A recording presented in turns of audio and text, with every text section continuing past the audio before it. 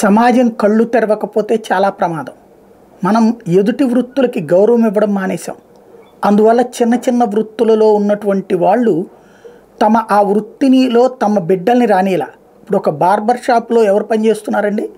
North India వాళ్ళు, లేకపోతే eastern ప్రాంతం వాళ్ళు, అస్సాం వాళ్ళు, లేకపోతే ఉత్తరప్రదేశ్ వాళ్ళు, బీహార్ వాళ్ళు చేస్తున్నారు. మన బార్బర్కి మనం గౌరవం ఇవ్వాల.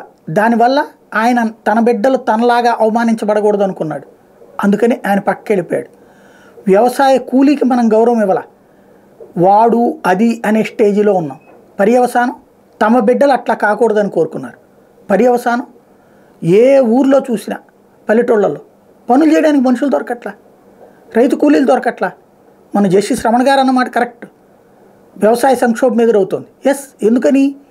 ఇవాళ విచిత్రం ఏంటంటే, భూ యజమానైనటువంటి అంటే రైతు బిడ్డలు వెళ్ళి ఇతర రాష్ట్రాలను ఇతర ప్రాంతాలను ఉద్యోగాలు చేసి కొంత డబ్బులు సంపాదిస్తున్నారు. కావాలంటే పెట్టుబడికి డబ్బులు ఇవ్వగలరు వాళ్ళు. పెట్టుబడి పెట్టడానికి ప్రాబ్లం లేదు, కానీ పని చేయడానికి మనుషులు దొరకట్లా. అది విచిత్రం. రెండు తెలుగు రాష్ట్రాల్లోనే కనబడుతుంది. పని చేయడానికి మనుషులు దొరకట్లే, వ్యవసాయం చేయడానికి. చివరికి ఇప్పుడు ఇదివరకటి రోజుల్లో బట్టీల దగ్గర, ఇటక బట్టీల దగ్గర పనిచేయడానికి మనుషులు, లేకపోతే పొలంలో పనిచేయడానికి మనుషులు అనేటువంటి స్టేజిలో పొలంలో పనిచేయడానికి మనుషులు బీహార్ వాళ్ళని, ఉత్తరాఖండ్ వాళ్ళని, ఒరిస్సా వాళ్ళని సప్లై చేసే బ్రోకర్లు వచ్చారు. కూలీలని సప్లై చేసే బ్రోకర్లు ఆ స్టేజ్కి వచ్చేసింది. ఇక భవిష్యత్తులో వాళ్ళు కూడా రాకపోతే వ్యవసాయం ఎట్లాగా?